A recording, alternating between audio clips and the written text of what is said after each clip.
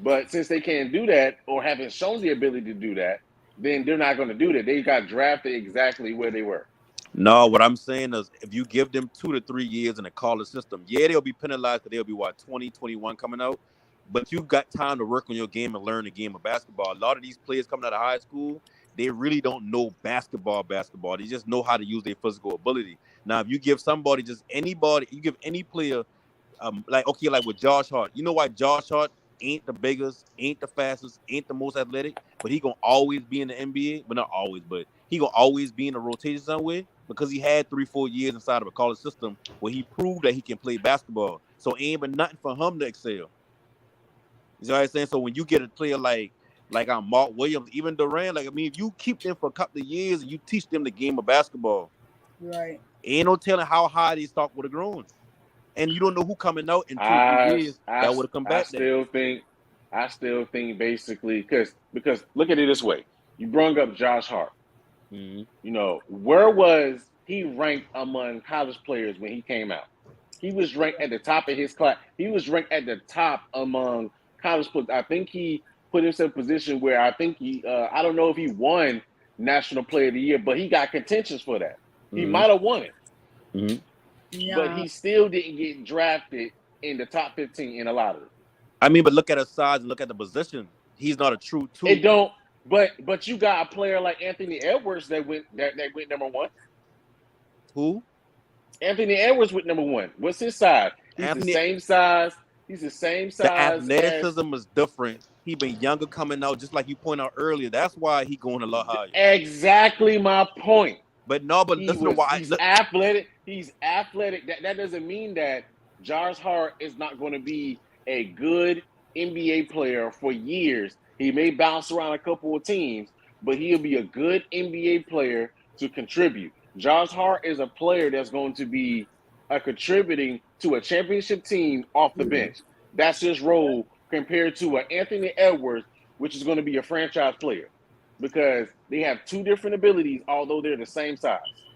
It's all about the skill set, Anthony Edwards is younger, even if Anthony Edwards is younger, because they take advantage, because they're going to take risks on youth because of development, because they feel as though their ceiling is higher. Yeah. They feel as though Josh Hart's ceiling is already pretty much tapped out because he came in older. That's the same thing what happened with Kyle Kuzma. They feel as though his ceiling, they try to take a chance on Kuzma, but since he's older, they feel as though he got tapped out on his ceiling, and they traded and they got rid of him. Halliburton, you can name players like Halliburton that came out, and people were saying that they don't know how much better he can get. Even this year's draft with Shadon Clark, I don't understand. Like, they really just went off this young man's high school and AAU tape. And that's my point. Got drafted high. That is crazy to me. And that's what I say. And that's my point. When you look at Anthony Edwards in high school, they've been talking about, he gonna be this dude. He gonna be this dude. He get to Georgia. He didn't even play top player in college. He gets drafted number 1 overall because of his size, his skill set, his athletic ability. Same thing with Markelle Fultz. Yeah, he ain't even playing the tournament. Jalen Brunson is small. It's all about. Jalen Brunson Listen. It's all about potential.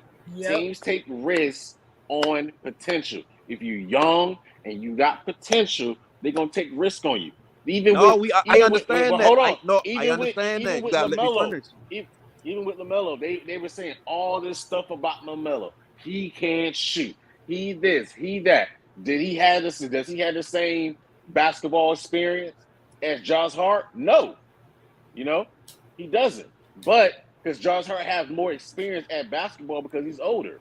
But Charlotte took a risk and drafted him, and look what he is. But the part that you missing is, I understand the age thing, but every player that you comparing to a certain player, it's always, when you look at the skill set of one, Josh Hart, you don't see his skill set don't translate to the NBA as, that's your number one player, that's your number one option. His skill set transfer to, you know what, he gonna be somebody who can play in the rotation and help him win a championship. Same thing with Jalen Brunson. That's why he been damn near college player of the year. He won a championship, if I'm mistaken. So yeah, exactly. So when you look at these players, you can take the age. That's the first thing. I think they were teammates. Wasn't Jalen Brunson and Josh Hart teammates? They were. Yeah, at some point. Jalen Brunson was older. Yes. So when I bring up Mark Williams, what, 18, 19 right now? I say in 2 years, he's 20. In 2 years, he'll be 22, right? He may not be the number 1 overall pick because it might be somebody younger that they want. But at a skill set right now, at 1 year playing college basketball, right? His athletic ability, the talent that he got to get him to 15, You can't tell me in 2 years learning how to play more basketball, getting a jumper, adding things to his game that you can only add when you in college or if you ain't already under pressure of being a man in the NBA. You can add it to Listen, your game. He may not be number one because, like you said, age gonna play a factor against him. But if he develop into a player that we can look at and say we can drop him on a team and he can anchor that defense for the next 10 years.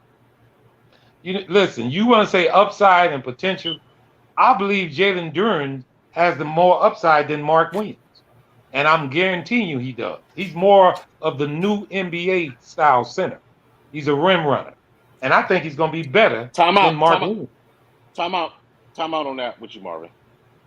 So, you bringing up this whole comparison that you think he has a higher ceiling. So, Yep. what makes you think that Mark Williams doesn't also have a higher ceiling than him? Because Mark Williams actually has a jump shot you can work with compared to Durant right now. Okay. Well, let me So tell what you. skills? One, So what skill because set you do you can't think? because you can't teach athleticism, and he doesn't All have right. that over Durham, and No Durham has panic. that over him. Um, Durham has that over him, But and I but think hold that's going on, to be hold with on, him. but hold on.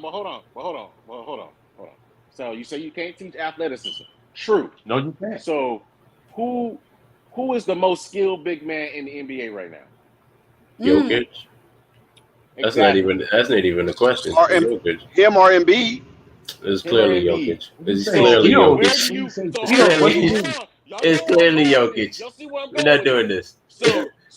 So based off that, just off athleticism, where do you rank Jokic on athleticism compared to Durant? That's not Oh, a well, fair Durham's got more comparison. athleticism, but it's Exactly my basketball. Well, point. when you hold up, when you saying Exactly my point. you bringing up basketball IQ. That's where that comes in But with that's Jokic.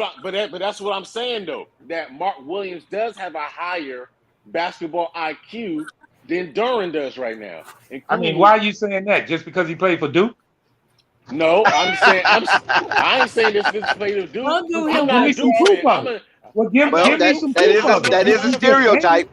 That is a That's a I mean, stereotype. If stereotype. you I play for don't. That's Duke, You a you're just smart. saying stereotype. it. Give me some proof of Hold it. on, Marvin. I'm not saying it because he's a Duke fan. I don't like Duke. Me and my brother get in arguments because of that. I'm a UNC fan. I just watch Oh, film whatever. and I pay attention to film and look at the Okay, so two what are you saying? His, comparisons. his low post game is better. His defensive stand is Yes, better. Okay, he's what are you more telling me? His ready. defense is He's better than more Durant, ready and right his now. defense is better than Durant. Now I Right get your now. point that Durant may have a higher ceiling because he's younger and he's more athletic I'm and there's a right. lot more He's and gonna maybe a be lot more to better. work with. I'm telling you, But he's gonna be better. athleticism alone doesn't mean anything. Well, it can put you in the NBA like it did him. How Yeah, about he's that? so No, young it's this time. just that Mark But Williams is that not doesn't. sitting down. But what I'm talking about, Marvin, is that doesn't mean that that's going to propel you to be better than someone else. Now you can Well, take that when athleticism you and your 18 hard. years Now old, if you can take that athleticism and your hard work to do that, like a Giannis did, then Yeah. cool. well, that's what If I'm you talking can, about. but I mean, but you can't. But the thing is, like, I get your point, but I'm not going to sit here and write off Mark because Mark has I'm some not of the writing him same off. tools. I'm just talking about a player that's better than him. That's going to be I better. don't I'm think not writing him off. I'm not I writing don't him think off. I personally don't think that Durant's going to I be do. better. In the I'm long term, almost guaranteeing Durant is he is. gonna be better. That's I just don't know, like man. I bet you a lot of you guys didn't believe in the pick who the Bulls got in Dalen Terry. He's gonna be held too. You see what it is they a lot of times teams draft by potential, upside, and you look at They always needs on do. the team. No, not always. Sometimes you draft for what you need. You don't do it all the time. But in this guy's case, you look at what he can do. He's young. He's already developed as a defensive player. So you don't look you try to develop his shot to get him better, but defense is already there, which is key in the NBA, which takes you a long way in the NBA. Now that's why I give the nod to Jalen Duren. His defense is way better than Mark Williams. I Way don't know better. about It's way better. It's way to better. me. It's I don't way think it's better way better. already. And he's I only don't think it's 18. way better. I don't And think he's it's way only better than 18. him. He's I don't only think it's way 18 better years old. because some of the same issue that Durant had on defense, Mark Williams had. Well, like I said, I believe his defense is way better already, and he's younger, and he's 18. This is why I say upside. Give him 2 years in the league, and then you look at the teams they own. He's going to get more run than Mark Williams. I think Mark Williams is going to play a significant amount of time, but he's going to play his ass off in Detroit. Yeah. So by next year, he's going to be NBA sure enough ready. And Because mind that's you, what they want to do. Detroit gonna let they pick play. Charlotte That's gonna right. end They're gonna play. doing her. Yeah. And he gonna shine heavily. He's gonna And shine. I would like I'm telling you. to say too, to both with Marvin's point and Murgai's point too, coming out in this draft class, they said Keegan Murray and Benedict Mathurin were the two most ready to come out and play and contribute immediately. So that's something you got to think about too. That's an Arizona product. That right there's an Arizona product, Pac-12. Well, and I thought the first pick, what's his name, Pablo, whatever his name was, he was the more ready player. Who got picked first? He's Duke, right? That was a Duke player, right? Yeah, that's that Duke guy. Yeah. That's true too, but as far And look as at his body. You look at his body, you can tell. And that's what I mean by in the difference in Murgaard and Jalen Duren and Mark Williams. Look at their body. Look at his body. This young kid is gonna be hell, man. But so is Benedict. He got a nice body on him, Paul. Yeah. Yeah, he does. Well, yeah, we don't. You know, I know what you're talking about. But I But mean, you when can't come knock in it with on that body Mark weight- because Mark is already 245. That's right. Yeah, but already. He just, and he's 7 foot. He's already 245. The issue with Mark is that Mark is taller and he got longer arms. I mean, the man lifts up his arm, he's touching the rim. Right. A 9 foot 9'7" reach, that's unheard of, man. Yeah. But I really believe in the same sense like the E.J. Liddell pick, the Bulls didn't take. Everybody was kind of upset because he went to Ohio State. They figured he should have took him. When in fact, the Bulls picked up a player that had the same numbers and they got him on a two-way deal who's gonna contribute to their team also. And it saved the Bulls money, and they got the same player that damn near the same in E.J. Liddell. Now E.J. Liddell slid down the and I'm not surprised that he chart. slid. I always thought he should have slid. He slid down pretty far, and he's I actually wasn't slid all the way down to the Pelicans, and that's a decent pickup for the Pelicans also. And Dyson Daniels is a good pick for them also. They actually address their needs. So, yeah, they addressed but that. Don't get me wrong, Murdoch. I'm not taking anything away from Mark Williams. I know he's good. Yeah, I I really, really like Jalen Duren. I got you. I think he's an up and coming star. I think he is. I don't have a lot of different NBA teams to watch this season. I got to keep up because I want to watch Keegan Murray play, Benedict, of course, play. I don't have to watch. You better watch the summer league. No, I think Mathurin is gonna get significant playing time because they needed a wing. Who picked him up? Indiana. Indiana needed a wing. They don't have a wing that's starting for them. Oh yeah, Indiana. Yeah.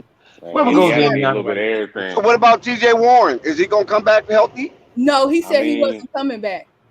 Yeah, that's the project. Yeah, he's hurt. He's been hurt, man. I don't even know if nobody gonna. He's not healthy. He's healthy. He's healthy. He's just not going to play for that team. I mean, why would TJ Warren? Well, the Bulls made to pick him up then. Yeah, his name came up. Yeah, his name the came Bulls out. are talking about it. But that's a risky pickup, Dex. That's a risky pickup. You can't tell me he's going to be healthy. It depends how much you paying him. It could be I'm like talking about his health wise. I know, but if he can get the veteran minimum. Yeah, that's what I'm saying. That's when you say that, Rico, you don't want to just waste that decision if he doesn't pan out. Is what I'm saying. You know why not? Look at the upside. A lot of teams do it. Yeah, you can I wait. don't say you do good in wasting that decision. If teams can take a chance on DeMarcus Cousins, they damn sure can take a chance on TJ Warren. Yeah, look how many spots Victor Oladipo got. Yep. Well, Dex, to that point, I just want to explain something to you. Simonovic is going to play for the Bulls next year, so they're not looking at that spot. I know you guys.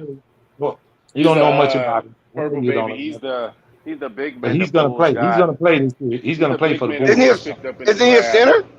Yeah, he's a center. he's He's a center / power forward. Yeah.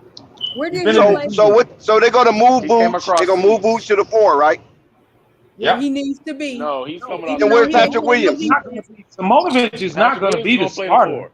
Yeah, he ain't Oh, he's not gonna be the starting. Simonovic is starter. not Oh, going to be okay, the I I, starter. gotcha, and told he gotcha. said he y'all, gonna be moving him to the 4. He gonna be Patrick's at the gonna The be the Bulls bench. don't 4. listen. The Bulls gonna make a The deal Bulls, the for a Bulls big are Vooch is a gonna. person. He's a permanent 5. I yeah. The apologize. He just Bulls are gonna is. make a deal for a big man in free agency and slide So Booch over and Pat's coming off the bench. right now, Watch. basically, this is the current lineup. It's gonna be Zoe, Levine, DeRozan, Pat, and Vooch, unless they move Vooch. Ooh, I don't like that shooting in that lineup. Oh my I think the Bulls like running like an inverse box at one pretty much type defense Yeah. where you got 4 perimeter defenders who can all switch, and you just run a zone with Vooch on the inside doing what he That's one of can the do. reasons And why they just drafted. just Basically, do a exactly drop. what he's Just trying to follow basically Esau do a drop defensively. coverage with Vooch. Yeah, Let the Listen, And guard that's do what why the no, they do. with guard That's them do. why they draft a dumbass, lot of no, 6'7" players. no. What them dumbass Bulls need to do is play the basketball they played when they first put or they first coalesce that talent together. DeMar DeRozan, Zach LaVine, Lonzo Ball, Vucevic, and like you said, they're going to insert Patrick Williams back in the lineup. He can run up and down the court too.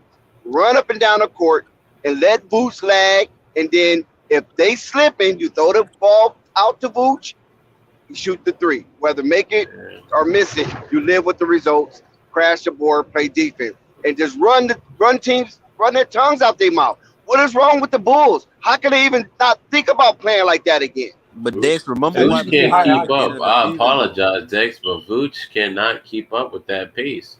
They It don't have to sounds keep up. he That's what I can do. say. No, He he don't. do. He can lag. He can be like Kareem. Kareem never kept No, up with Showtime. bruh. And He that never was the first person to receive the ball on the fast break. he The It was fact doesn't that have to he Worthy. be can the It was distribute the first. Worthy, ball like Scott, He doesn't Lag. have AC to be the Green, first. or Michael Cooper. I'm not saying And he has then to it be was the Orlando first. Woolrich or Michael But Thompson. Dex, he has to make it up the court sooner or later, Yes, correct? if So you're But just they gonna no, run stop a the Rico, four, fast run. break. you You're gonna missing run a the 4-on-4, four on no, you four missing offense from the now on. fact that Rico, Vooch didn't can I shoot the tell you 3 that a ball. He lot can of lag teams? back. Hold on one second. Rico, didn't I tell you that a lot of teams now they don't? I don't know why they don't show this on TV unless you have one of those mosaic type TVs where you can see multi pips, picture in picture, and cameras on different aspect of the court. But most of these teams play 4-on-4 anyway. Whoever's the worst shooter stands out of the way, and it's a 4-on-4. It's like a box. But he makes it up court, Dex. Who? Vooch? Now you're Yeah, he asking won't. Vooch to make it up court No, I'm an not asking extreme Vooch to make amount it of up court. times. So Only they're if just the going to fast run break is 4-on-4. interrupted. So that's Listen, what I'm saying. They're listen what just I'm going to saying. I run know it sounds 4-on-4. crazy. I know it sounds crazy. But I'm telling you what I've seen. If anybody else in the chat on the panel have watched live basketball in person, they have seen the same thing too. The worst The shooter Bulls' stands out best, the way. yes, and the I'm Bulls' gonna set best a pick. offense is up tempo. Rico, No, they run it up I tempo. agree with They that, but I think there's yeah. a different concept between standing out of the way and not even making it past half court. That's And what who you I'm saying. referring? If they score, Who it you don't And referring matter, to? right? Vucevic. And If they score, Vucevic. I Rico, think if they basically score, it what doesn't Dex is matter talking where Vooch about. end up at. I think what I Dex don't is think talking that about that's is sustainable. using Vooch. I think what he's talking about is using Vooch as a trailer Yep, that's what. Yes, for the a 3-point trailer. shot. Exactly. I A trailer. Exactly. understand that, but I'm But saying I my don't thing think is with the number of possessions he can be successful trailing. That's what But I'm it ain't like they're saying. gonna be But doing that that's not every the play, main. Rico. Exactly right. There you go. No panic. Thank you. They're trying Rico, to, Vooch runs the floor But you pretty can't good, force Rico, transition all the time. but that's what and he runs you the floor guys. pretty well. Dex brought up how they played in the beginning. That's what they were doing. Like think It's about it. playing If they in transition the whole time. but if they run in transition, right? They Let's can't, say and I'm saying they can't do that because Vooch can't keep up. They have to slow down the offense somewhat. but no, Dex but is you know saying what run happened when 4-on-4. he can't keep up? When everything break down, when they can't get the bucket in transition, everybody forget the big man trailing behind the middle, the center 3 shot. Mm-hmm. Like they've Yep. been doing that all season. Nah, bro. I think Yep. he's He gonna just get boosting tired. Winston so much He's at the gonna get beginning that tired, we bro. couldn't see Well, what he was hell, doing. Like sub I'm him out. I saying, mean, like I that's don't what think he I'm will get saying. That's He's. why tired he I'm because not you trying saying actually he's rest. incapable. I'm not saying he's No, incapable, but Kendall. Rico, no, I'm that's not saying he true because cannot keep it's up that sustainable. production. Listen, he's capable, Rico. He's capable and it's sustainable due to the fact Yeah. that he doesn't go all the way past half court because they don't have an easy bucket. So he's back Mhm. already as a fortress for when That the other that's team get that's the ball that's and what start I'm coming back saying. down. That's see, no panic. So in this situation, it is more times than not that he's not making it past half court. That's what I'm saying. Well, And you I don't seen the think that's all a right, Rico. sustainable offense. That's all I'm saying. You seen the sample size of it, Rico, for almost 35 games, and he was past half court all the time, right before Lonzo got hurt. It But was y'all was 27 play, and y'all 12. wasn't playing as fast as y'all should have been. But see, Well, I another mean, but another thing, that at Boost start the 27 and season 12, off I like believe 2 that's for fast 17 enough. for 3. Just They was 27 and 12. your record doesn't mean you're playing as fast as you should, Marvin. That's I mean, up I tempo can't means go by what? that. You're not running up tempo every second, Rico. That ain't what he It's suggested. I don't think you guys Just- understand what I think Dex is implying. That's what I think he's saying. If he's Oh well, no, saying not if that. he's Not no not listen, Showtime if Dex basketball. is Hell saying no. if Dex is saying 4-on-4 basketball majority of the No, time, Boots can't that run that. means they are in fact running extremely high tempo basketball. I don't think he can keep up with that. That's all I'm No, saying. Boots And if you're Vooch gonna is run not that. Vooch, Vooch if you're is not gonna that run type of center, Vooch man. that type of way, that's what I'm saying, Murgod. If you're gonna run Vooch that type of way, You don't he can need only to. get Boots, 20. listen, why you guys don't understand? I use the Lakers as a prime example, right? And so to some extent, Stoudemire didn't get down all the time because a lot of times Barbosa got the easy bucket. Listen. Hold back and revisit history. Dex. Stoudemire. Listen, Amari Stoudemire can run, man. I didn't say he couldn't run. But you know who the road runner was, right? You know who the road runner was. Man, I don't know, Dex. Barbosa got all the easy buckets and Matrix because Stoudemire would basically have to get the rebound to start the break. And if he did make it down and do his little post moves or whatever, or do his little mid-range, because remember, he was the trailer in that offense. Stoudemire was the trailer. If they didn't score within that 7 seconds, he'll come down, get that little mid-range by the elbow off the free throw line and hit it, or he'll go down, post up, and do his thing. But the most people that got the buckets were Steve Nash, the road runner, and Matrix. Those are the ones who get all the easy buckets if the team didn't get back. Dex, you're comparing Amari Stoudemire, who at his prime was probably, if not one of the most athletic players in the NBA. That doesn't matter. It doesn't matter. Listen, Murr, it doesn't matter because he's a trailer. I'll let you talk, Dex. He can probably outrun most guards. That's a different comparison. He was fast. That's a different comparison to Vooch. Vooch is not a constant up-tempo type of center. I understand that. Neither is Kareem. Neither is Kareem. I understand what Dex is saying, Murgod. What he's Neither was saying Vlade is Divac. he will permanently trail the play. That's what you're his saying. job. Yes. But because they had even when you permanently trail the play, you go like. That's what I'm saying. He primarily a 3-point shooter. If someone closes out too hard, maybe he can attack the basket. But he can attack the basket or get a mismatch. Yes. If the center's not down there, he can keep going, dump it in him. I'm telling you, it'd be so many easy buckets. I gotta see how that play. I gotta see how that plays out because listen. Just remember Showtime. Because when no. I guess a better example would be Brooke Lopez, right? I mean, yeah, but the thing is, though, here's the thing. I get what Dex is saying and Boots being a trailer. That's not an issue for me. It's the can Vooch be efficient at that? Because teams are going to leave him. Because teams are going to leave him wide open for the 3-point shot. Is he going to? I know Josh Jackson.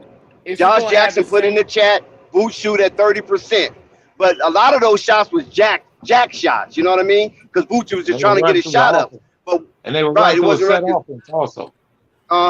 So if he gets it where he's so open, because most of the time the center is trying to run down and protect the rim, he's going to be out of position.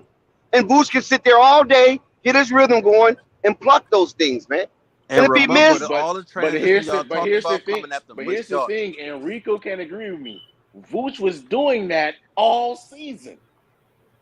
yeah, but it wasn't that type of up-tempo offense. He was doing it because DeMar will walk the ball down the court, and where Vooch going to be? Or if Kobe was there, they'd do a pick and roll with Vooch. You follow what I'm saying? He'll pop up out the 3-point line. That's different from basically slow trotting down, letting the play develop, get to where you want to be, Vooch. Because this is the opportunity for him to get where he wants to be, because he's seeing everything in front of him. Yeah, Murgard, I guess the way the way that offense would work would be more Vooch just slowly finding his spot. But the point in what Dex is trying to say is that Vooch did somewhat do it this season, but it didn't work because DeMar was doing a lot of the ISO ball. So even though he was getting to his spot, the defenses were already set. They were already prepared. They were already prepared for Vooch or whatever. And Rico, you also got to remember, Vooch played a lot of extra minutes this year because we didn't have a backup center. Our backup center was almost zero. So, I agree that. Listen, I agree with what Dex is specifying and what you just said. My issue is that Vooch was wide open on a lot of plays. Matter of fact, they left him wide open sometimes on purpose. Mm-hmm. Can he be efficient in knocking those shots down this season so that he can spread the floor in what he was supposed to do this past season? That's my concern. That's my concern with Vooch. It's not the fact that wait, I can address that. Can I address that, Marvin? It's not the fact that hold on. It's not the fact that Vooch can't basically be the trailer. It's not the fact that Vooch can't, pick his spots and find a best spot for him. It's not the fact that basically, you allow Lonzo to be a point guard and find Vooch and get him and get the team and the players the best shots available. It's basically, is Vooch going to come out with this cold start that he did last season into this season? I don't want to see that. Yeah, well, I don't blame. I understand. Marvin. But before you go, Rico, go I'm just going to say this right quick. It is a contract year for him. So what happens usually in the NBA for guys in the contract year? They play better. Let's hope he does. He better because, man, listen, man, I was hot and listen, man. Listen, I defended Vooch a lot last season. I don't want to see that no more. Too. I love him. I don't think the Bush should get rid of him. I think, and I'm gonna come across. I apologize, panel. I might get labeled as a DeMar DeRozan hater, but I think that's just the negative impact of playing with a player who plays like that. It's like, when as Dex said, his play style was pretty much forcing defenses or allowing defenses to get set all the time. That's a negative impact on your team. Rico, you only saying that after Lonzo Ball got hurt. Because before Lonzo Ball got hurt, he was the best player in the world. No, I'm not. Okay, maybe you, Murgard. Maybe you, Murgard. Let me say this. When he went those 8 games, wait a minute. When he went those 8 games in a row, scoring over 30 and hitting over 50% from the field, were you saying it then? Yeah, no. Rico, when that let me answer. Still doesn't like DeRozan. Rico, listen. I mean, I don't like it. I just know how he's painted. When DeRozan doing well, bringing comparisons of Michael Jordan, and I called it utter BS. That's what I said when that happened. Okay, you made a bet. I never bought into the hype. Points in the playoffs. I never bought into the hype. Rico thinks DeMar DeRozan is a good player. Maybe he has some great moments, but he is not the biggest DeMar DeRozan fan. I already know that. You're not going to convince him otherwise. Well, that's why but that's why I asked him. Did he say that when he hit those 8 straight games? Yes, he said that. He's going to keep. That lets everybody know what you know about basketball. Because if you wasn't seeing it, with DeMar DeRozan, Rico has been consistent. He broke Will Chamberlain's record. If you don't think that's good, then you don't know much about basketball. You right. He lost in 5 games. I mean, Listen, that's man. just like Rico I has said, been we didn't have our consistent, full man. He's been squad. consistent, man. But this is Like I my said, thing. But this is my thing right here. Now, were they playing a more faster? Now, were they playing a more faster tempo when Lonzo was there? Absolutely. DeMar does have his issues with slowing it down too much sometimes. But they were playing at a faster pace when Lonzo was there. They could have played faster, way faster. Yes. But when Lonzo did get hurt, when the engine got taken out the car, I'm That's sorry, right. DeMar DeRozan was dragging that thing down, man. Oh yeah. It was a he different. That's dragging what it and It that's was on what a happened. different. purpose. It was a He's different dragging it offense on being ran. purpose. It was a different offense being ran. So it was What a was that? different What way. was the offense, Yeah, Marvin? that engine threw a rod, right? I mean, without Lonzo when, Ball, when everything Lonzo changed. got hurt, the engine threw a rod. He had the 8 Man, that dribble engine. plus offense. It became a Man, plus listen, plus. man. That offense became ugly when Lonzo was down. I'm sorry, man. It became unbearable to watch just DeMar DeRozan and Zach doing ISO. Oh, it was so ugly. But they had the 7 seconds or less, and then they had the 8 dribbles and plus. Listen, that was the offense when Lonzo went down. At least with Exactly. Lonzo there, it was moving the ball. I mean, listen. They would dribble. They would have their moments sometimes, but it wasn't as bad when Lonzo was there. God, it got ugly, man. Yeah. Couldn't watch it. Hey, Didn't want to sometimes. So what Clifford gonna do now? So I mean, we know the Bulls' problem. that's What Yeah, what the I was hell gonna, is that's what going I to wanted to happen with ask y'all. Clifford? Like what and I don't know. what was his I mean, coaching style when he got fired? Like why did they fire him in the first place? he was 22 and 60. And at the same They time, he had fired. bringing a new This is why GM. they Good reason fired to get Clifford. fired, right, Marvin? Damn right. This is why they fired. This is why they fired Clifford. They fired him because he was at times, well, most of the time, too stagnant in the offense. It was basically just Kemba Walker. But when you look at that team that he had, it was just Kemba Walker. So it was that was his biggest issue. Next, but basically was you can say that basically I guess his energy or his ability to get into the players kind of ran stale, including the fact that you know how it is when a new GM comes. They want their guy. Okay. So when Mitch came, they wanted their guy. His energy ran stale. They were looking to try something new, stagnant in the offense. I mean, it was just that time. And I'm gonna pull up the roster for you, and while y'all talk, and go through it. Have y'all share y'all thoughts. I'm gonna look up the roster real quick, and I'm gonna give the roster of who was on it that year he got fired. And I think it's fair, guys. I think it's fair to all of us if we go back and look at some of the games and watch the players and the offense that was ran when Clifford was coaching. See, I don't Why even do you remember. want to cry? That's what I'm saying. I don't even remember Why what do it you want looked to like. be sad? Shout out to Troublemaker I don't even Network in know the what it looked chat. like. I have no He's- idea what it looked like. So One I don't know how second, to do panel. Yeah, because he Do says not go back and watch those those Steve Clifford coach games. So I got the. One So I second. got You the want to get a glimpse roster. of what he does? Unless you just want to see some Kemba Walker highlights. Virgo, one second. I want to read this from Troublemaker Network in the chat. He says, because he doesn't play young players, that's why Mitch fired him. Defense got worse year by year. No player development.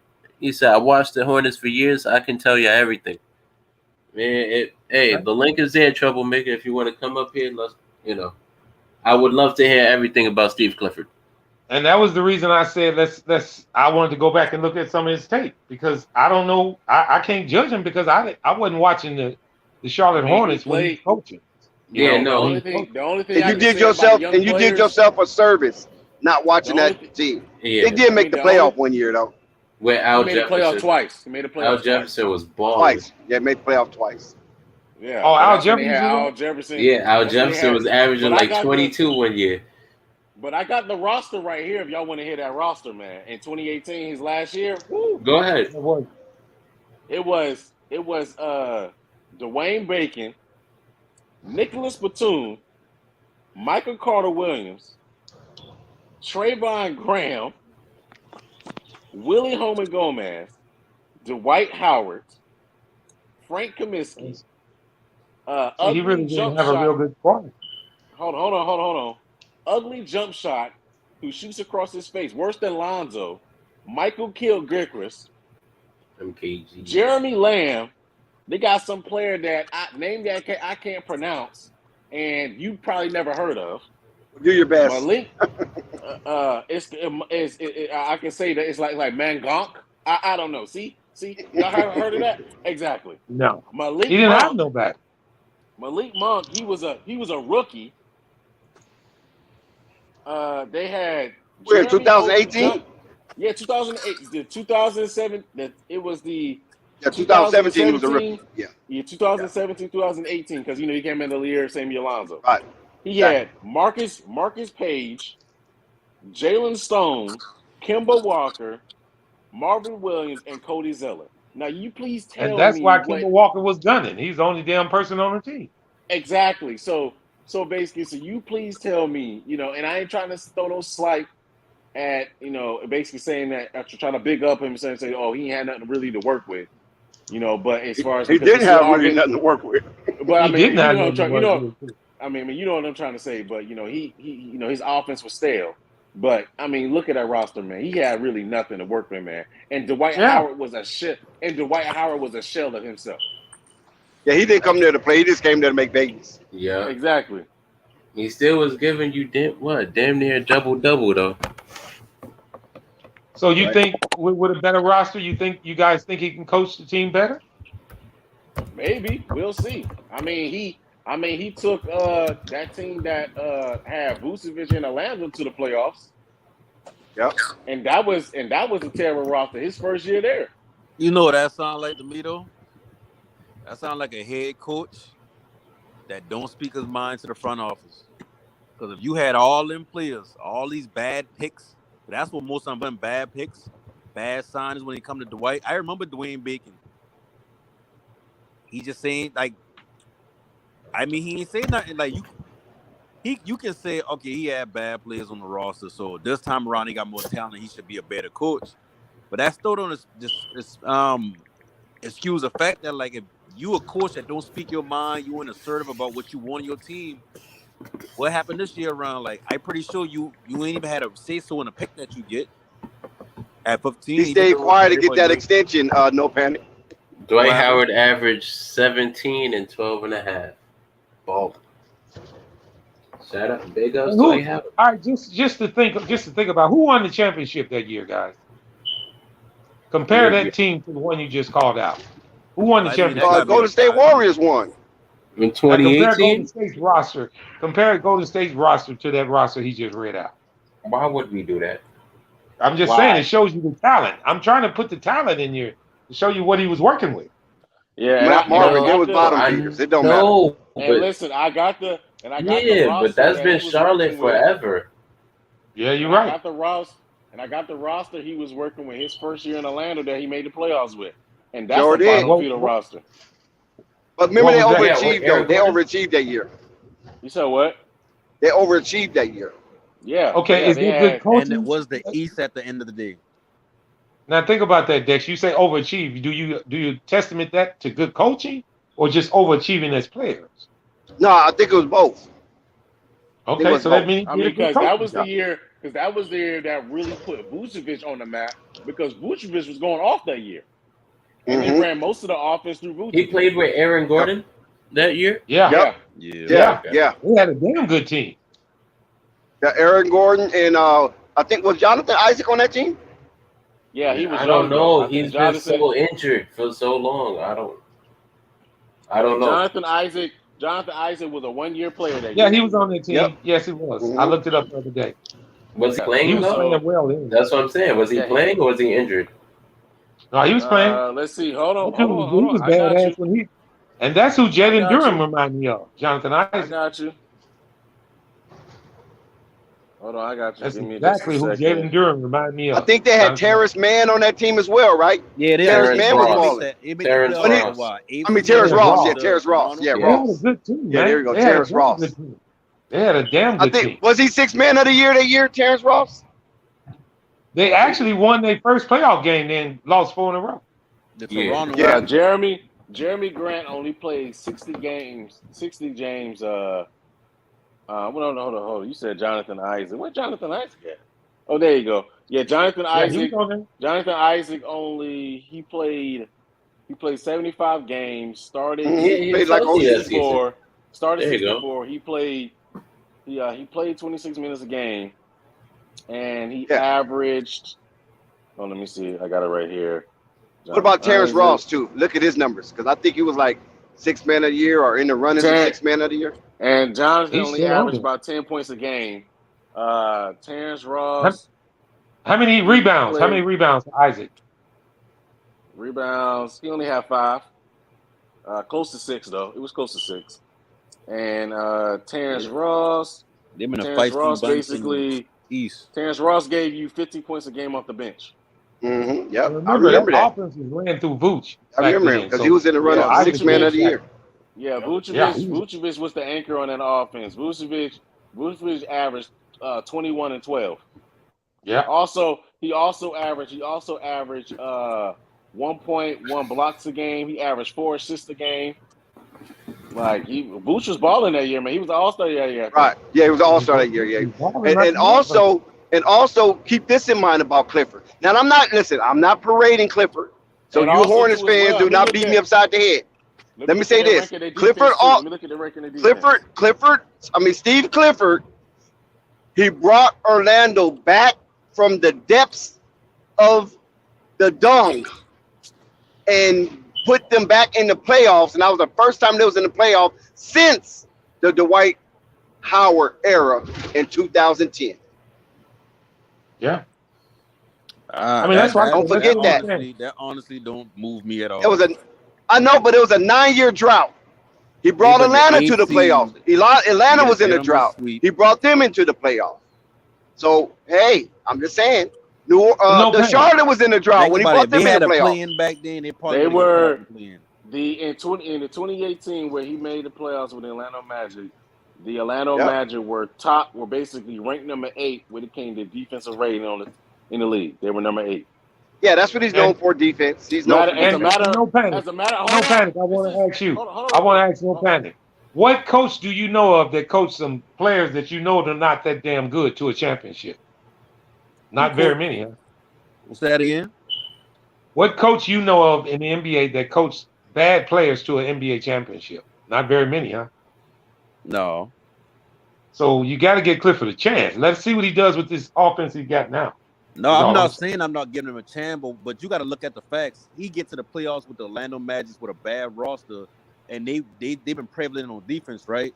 Now you with the Hornets, they got more talent on the Hornets than they had with Orlando. But if your main thing is defense, you ain't gonna get all that roster to buy in the defense.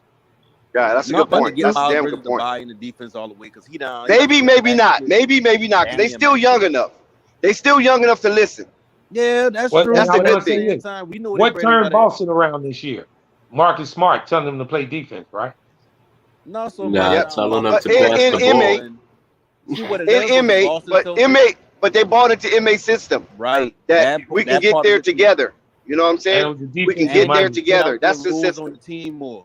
Because remember now, even a point where Jalen and Jason Tatum, even when Kyrie been there, they ain't know who been the man. Now you get Marcus Smart, like you put the ball in his hand and say, okay, it's gonna be a team thing. Now you can go to your 2 best players and now it's an unspoken thing that is Jason Tatum team, then it's Jalen team, but they don't play like that. They don't play like it's somebody team. They play like it's all them, right? But you gotta buy in. You gotta buy in, right? Yeah. Yeah, well, I believe that. I mean, I can give the bright spot to the Hornets on that level that Steve Clifford do know what it's like to bring a team back from the dead. You follow what I'm saying? And get them into a playoff situation. So he do have that resume, and he had it with 2 teams, Orlando and Atlanta. You feel me? So maybe he can strike gold the 3rd time with a more talented team. Young but talented, and young enough to listen and old enough to be devastated by being beat half to death in 2 play-in games in back-to-back seasons. I think he'll be in the play again. Trouble.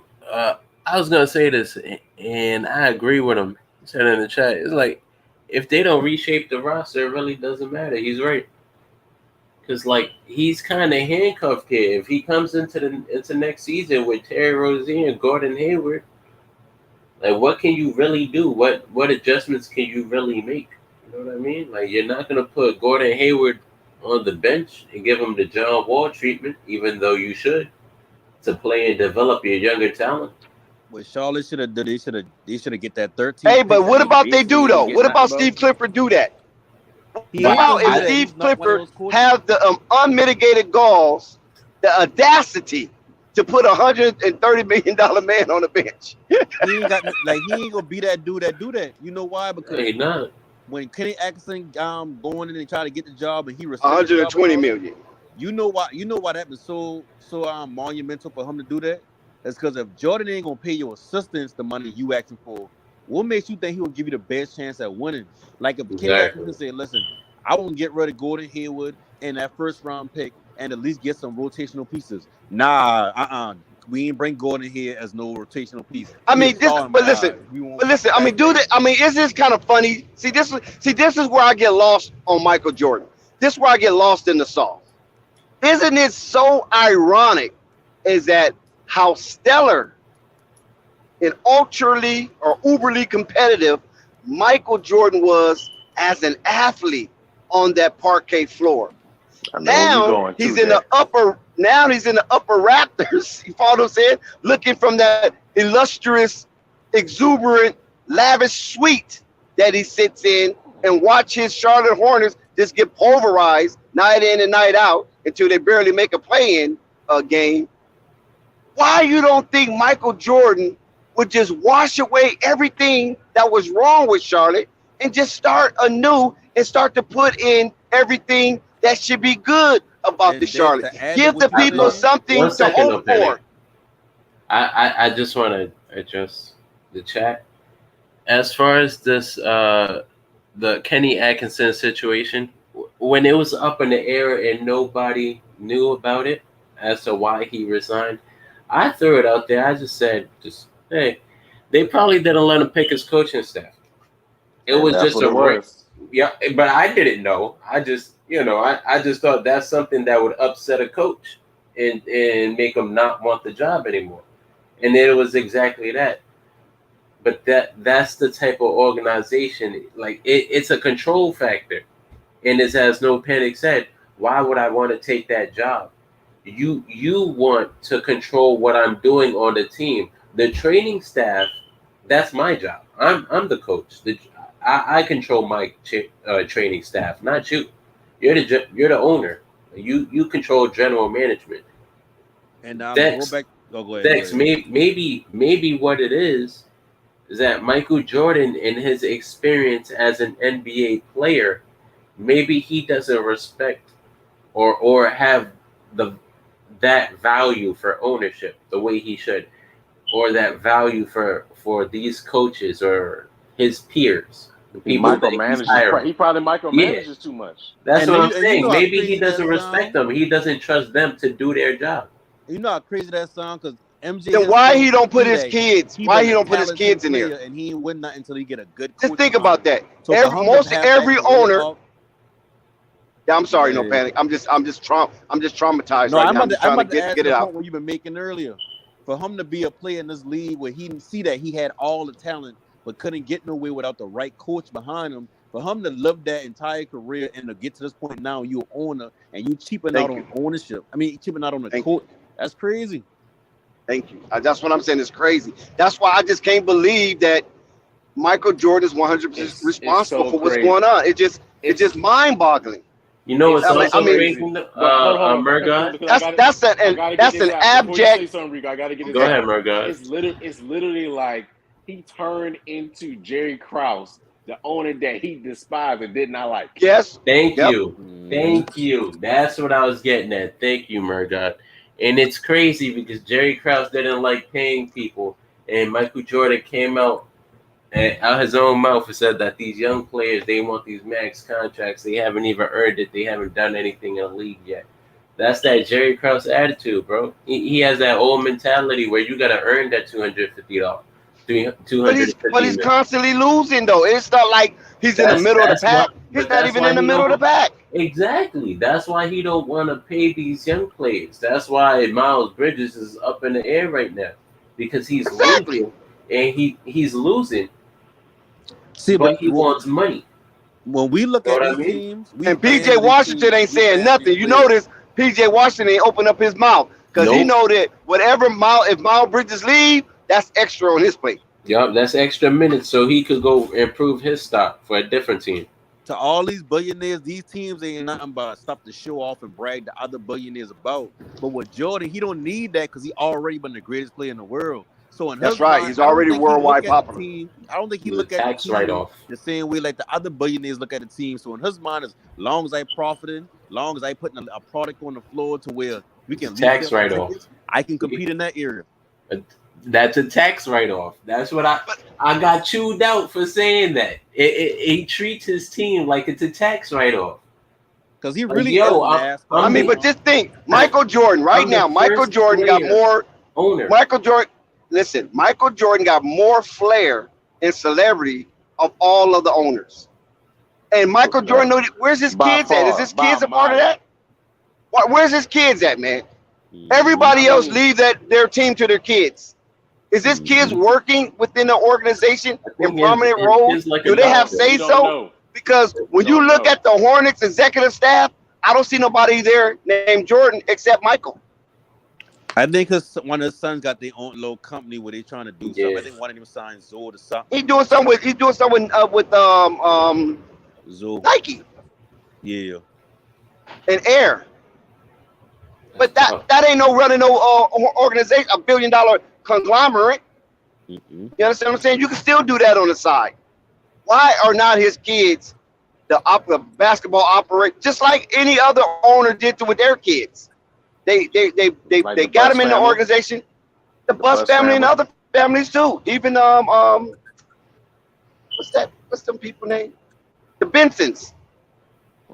His kids probably don't want to work with him. They know what it's like. Man, that's easy money. What do you mean?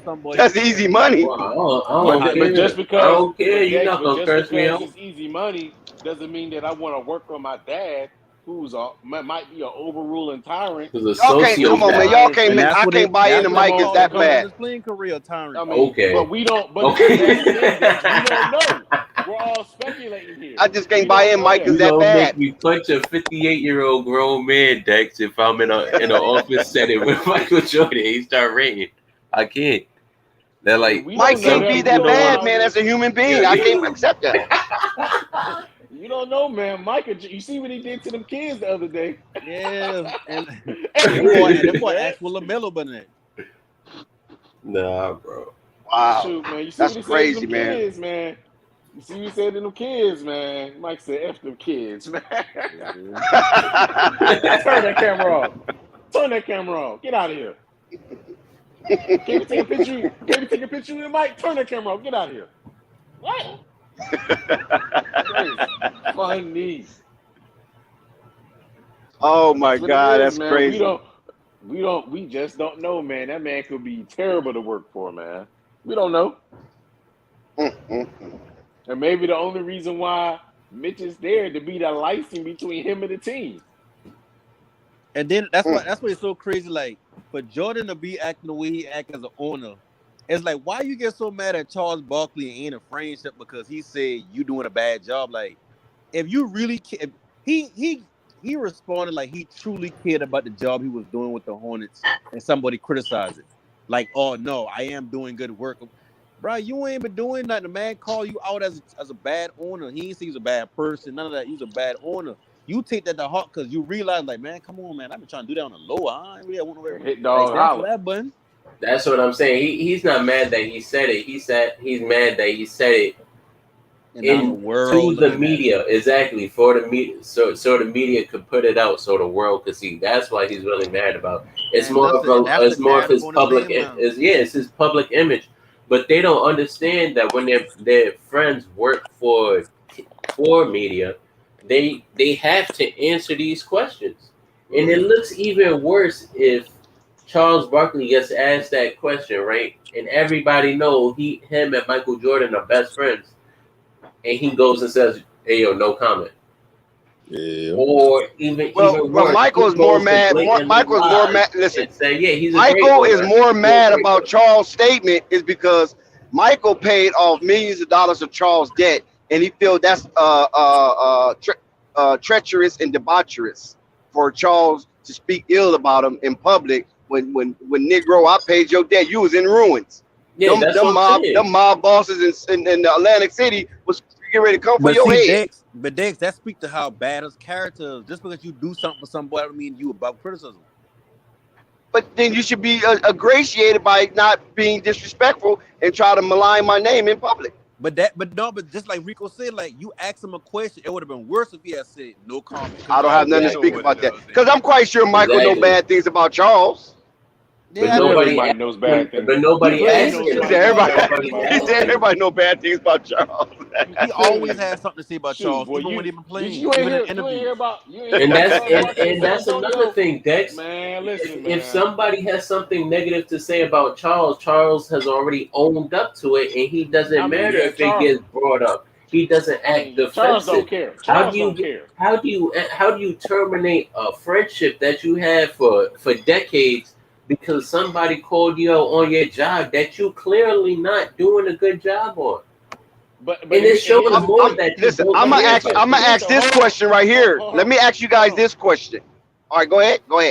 Whoever that is.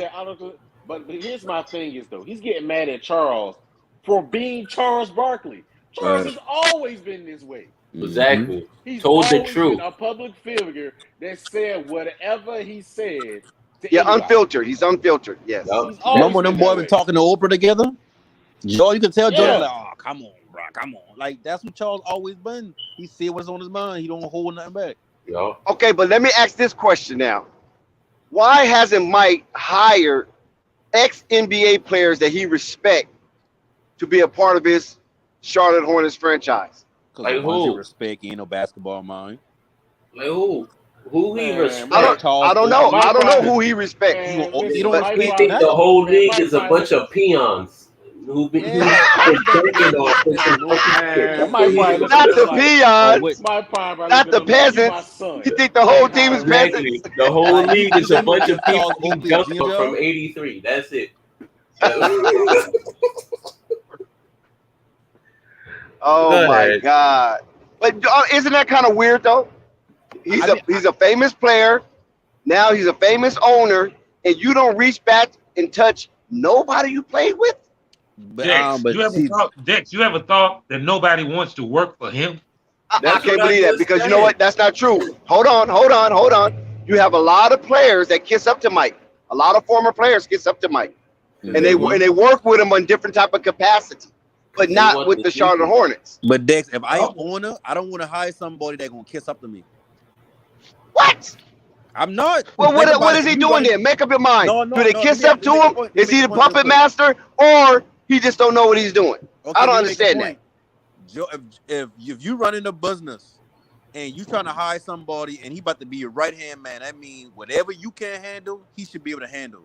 If he's a yes man or if he ass kisser, he's not going to get the job done because you don't carry yourself that way when it comes to dealing with people. But if he carry himself that way, he might tank your company. And on another point, Jordan, I know you may look at Jordan a certain way. I younger, so I don't got that view of him of being bigger than God and not like an icon, right? An icon, yeah, icon. Right. So I can look past what he did and say, you know what? He might just be a bad person. He might just be a tyrant. He might just be a jerk.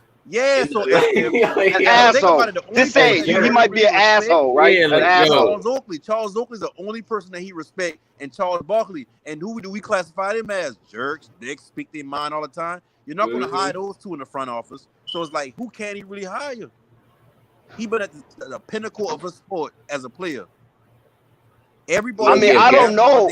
I don't know the answer to that. That's why I'm asking, because more heads is better than one. Pause. I'm asking you guys, why hasn't he, and why it seems to be virtually impossible to hire ex-players that you know that was good, that was gritty, and that's about the business of winning. I mean, Bring he that was atmosphere and that he, culture to he the was organization. laughing at Gary Payton in the Last Dance. Boom, perfect.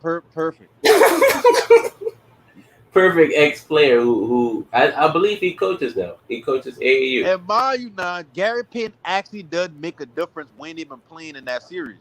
Mm-hmm. You know what I mean? And He was laughing at him, man. And this could be an assistant coach, a coaching hire for your team. Now Gary Payton did Gary Payton win a ring with Miami? Yup. He got a ring. Gary Payton's son got a ring. Now you as an owner, you ain't even got the playoffs more than 5 times as an owner.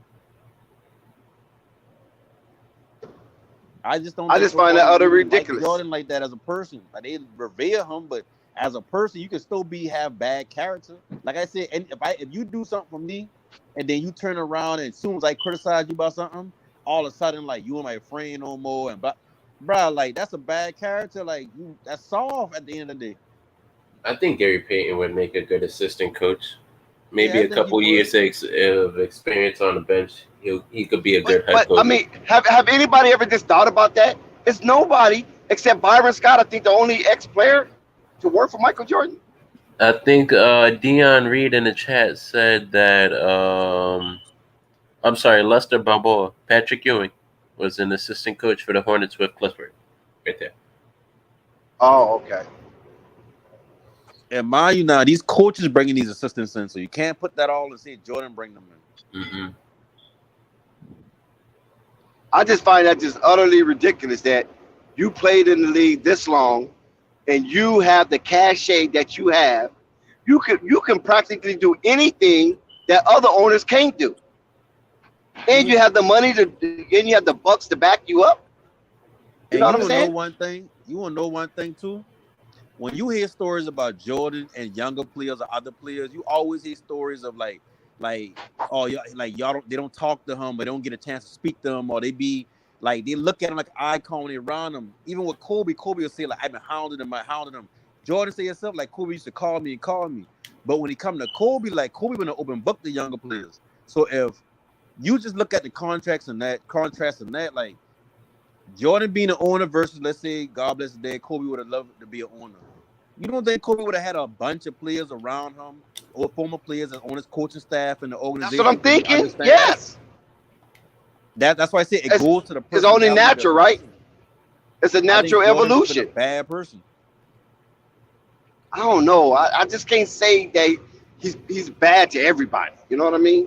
Yeah, maybe not to everybody. But I think he's one of those people. It's hard as hell to gain Jordan's respect.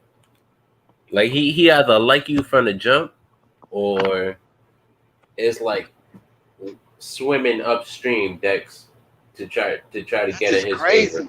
Maybe it's like that's really crazy to me. Shaq said something one time. Shaq said, "I'll try to bully a player or form a player, or whatever like that. I'll try to bully them. The only ones I respect are the ones that don't allow that."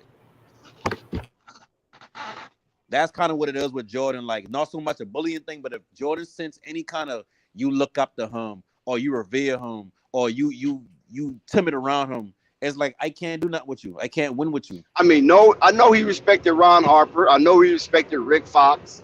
Who else did he respect? Charles Oakley.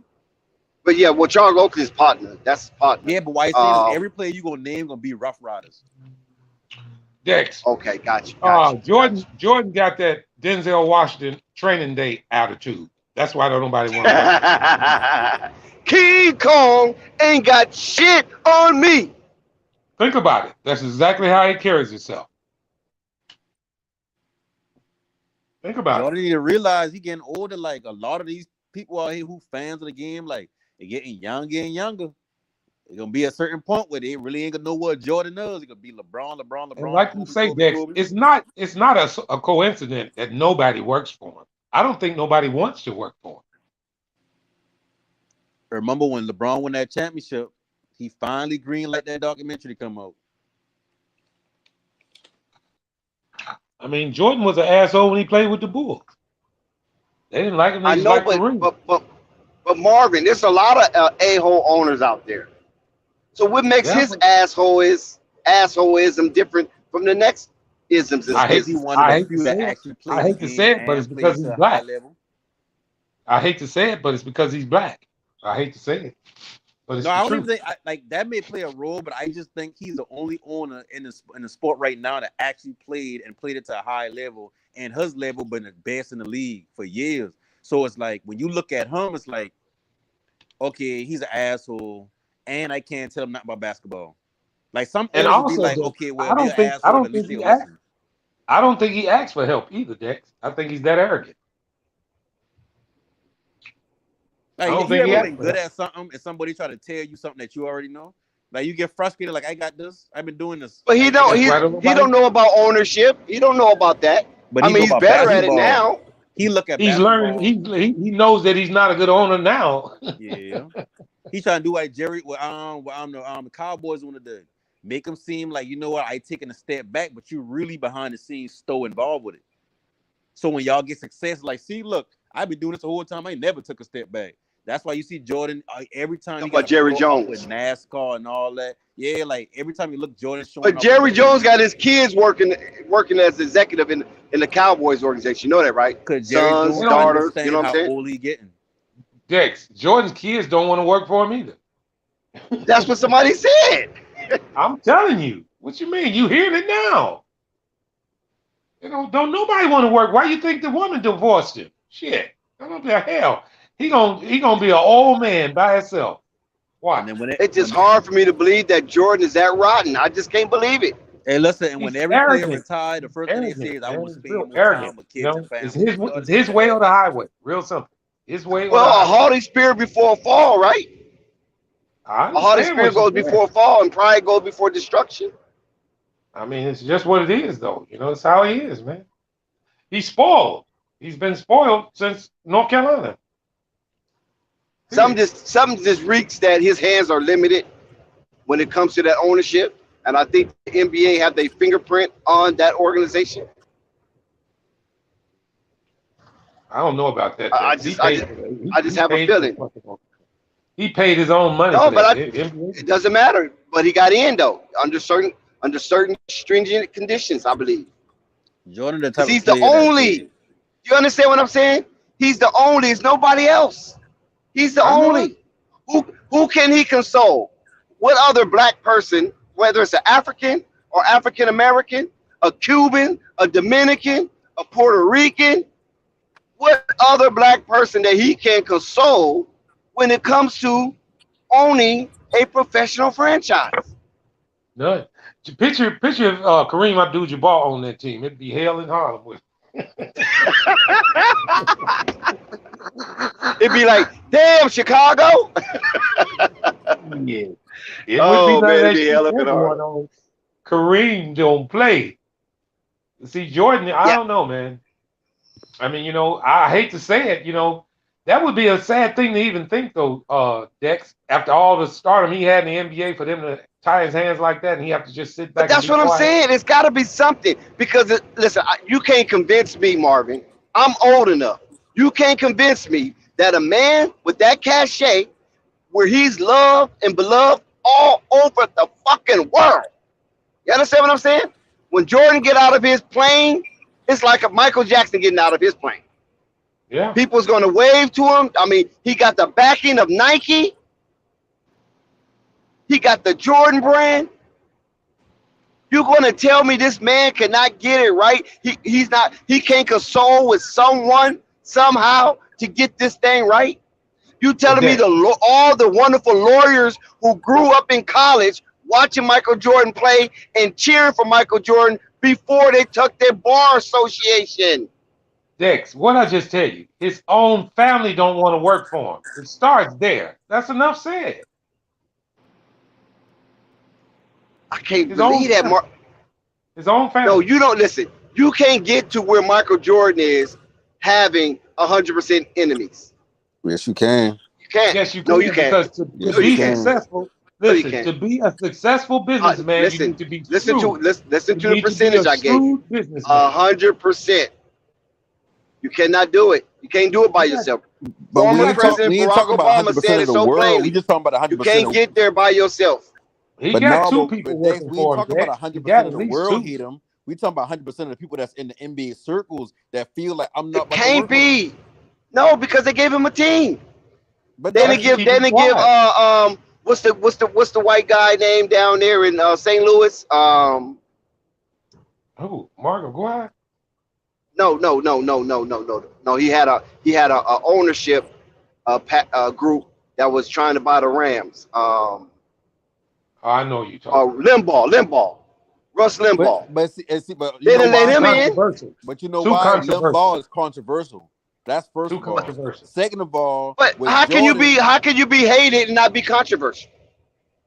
No, Mike's is in different ways. Don't that come? No, see what Rush Limbaugh, he been saying anti-women things, he been saying anti-LGBTQ. Yeah.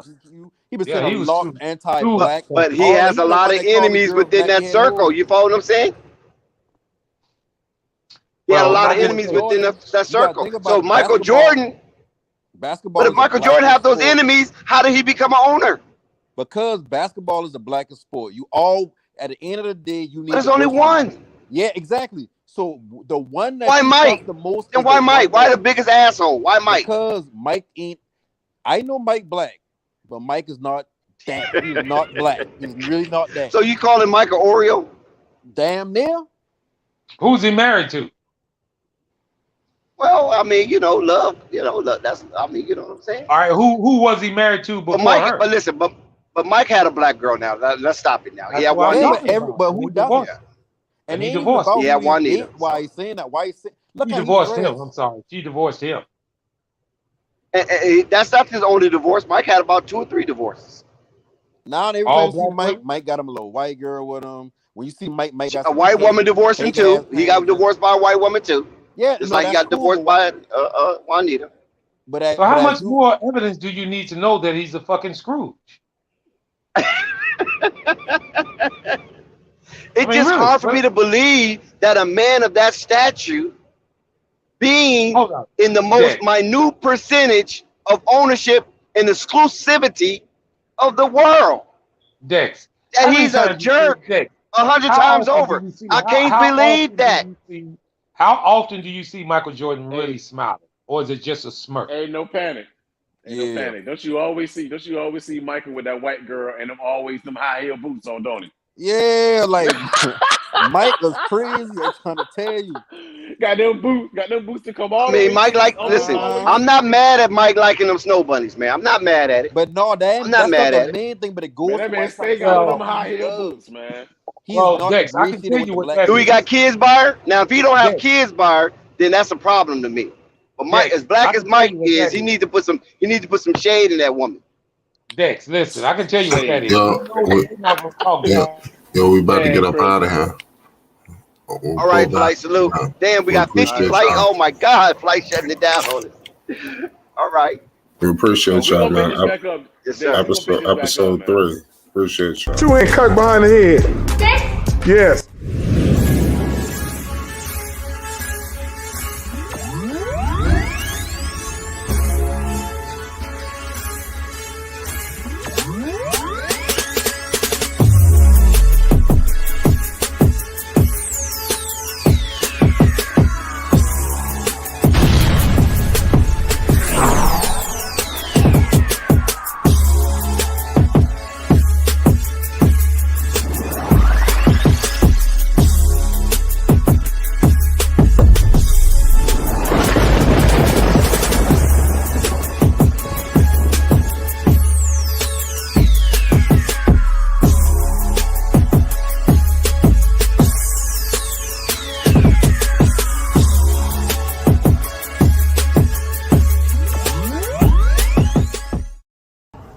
If I make this shot, I can take the Pumas Jet to All-Star Weekend.